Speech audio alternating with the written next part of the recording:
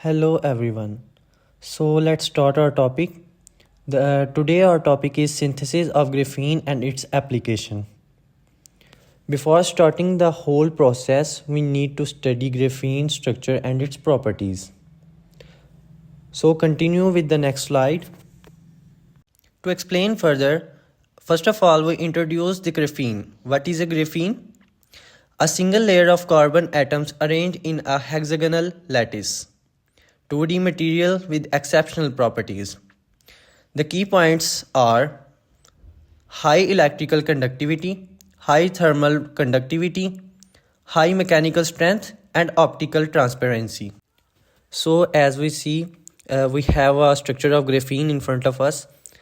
The bond length between two carbon atoms of graphene is 0.142 nanometer.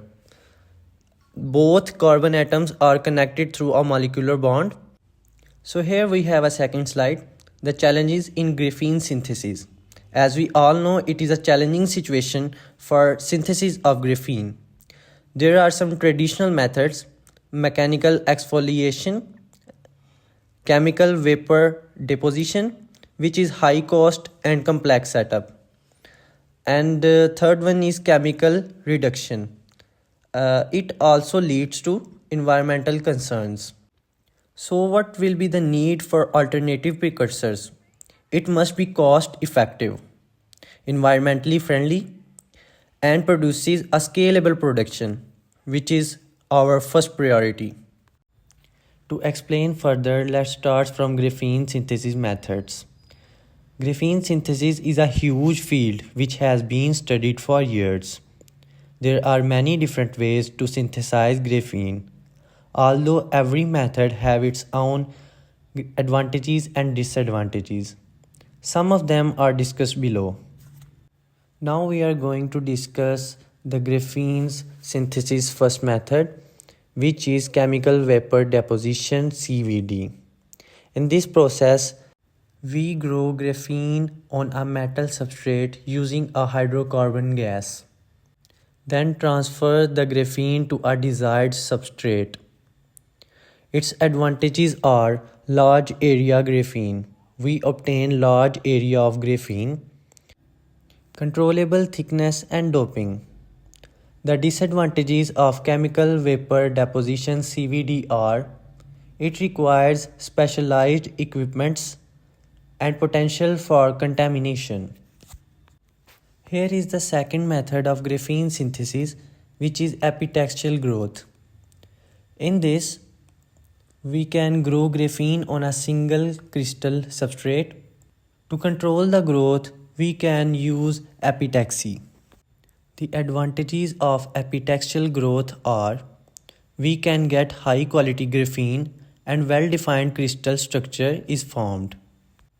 Although there are some disadvantages of epitaxial growth, which are limited substrate choices are available, it is an expensive process. Here we have another method to synthesize graphene, which is chemical reduction. In this process, oxygen containing functional group of graphene oxide is removed and it is reduced to graphene. The advantages of chemical reduction for the synthesis of graphene are it produces scalable production, although this process costs very low. The disadvantages of chemical reduction are graphene quality can vary. Sometimes it produces a good quality and sometimes a bad quality of graphene is formed. It has a potential for defects. The schematic diagram of experimental setup is high temperature furnace. We need a high temperature furnace for this whole reaction. A reaction chamber, a gas supply system which contain inert gas or for reducing atmosphere. Temperature and pressure control is needed must. This slide shows optimization of synthesis parameters of graphene. Temperature. Temperature effects on graphene yield and quality. So it is needed to check the temperature. Pressure. Pressure has a great influence on carbon deposition and graphene formation. So we needed to test before forming the sheets of graphene. Atmosphere. Role of inert gases and reducing agents affect the graphene synthesis. So, the inert gases and reducing agents when forming the 2D sheets of graphene react with carbon atoms of graphene and destroy the whole sheets of graphene. So, the graphene sheets may not be 100% pure. Reaction time has the most major influence on graphene growth. So now we are going to discuss the applications of graphene. The first application of graphene is energy storage. Graphene based batteries are its first major application. Enhanced energy density and charging rate, improves cycle life and stability. Supercapacitors uses graphene because of its super properties. Graphene has high power density and rapid charge discharge cycles, so it is applicable for supercapacitors. Fuel cells. Fuel cells are also using graphene because graphene improved electrolytic activity and efficiency of fuel cells. Its second application is electronics. In the formation of transparent conductive films, graphene is used for replacing indium tin oxide in displays and touchscreens. Flexible electronics. Flexible electronics are using graphene for enabling the development of bendable and wearable devices, for example, headphones and wearable watches. Graphene is also used in high frequency transistors because graphene has superior performance compared to silicon based devices. The third application of graphene is composites. Let me explain what are composites. They are the materials which are formed by a combination of two or more materials which are more stronger than the individual material is. Polymer composites. Polymer composites are also synthesized by graphene to enhance mechanical strength, electrical conductivity, and thermal conductivity. Concrete composites.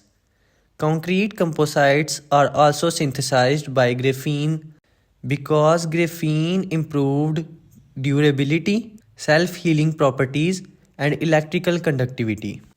There are other applications of graphene which include sensors, water filtration, biomedical implants. Graphene is also helpful for environmental and economical considerations. Graphene is used for environmental and economical consideration because it is helpful. Environmental impact. It is used for minimizing waste and emissions, utilizing sustainability and renewable resources.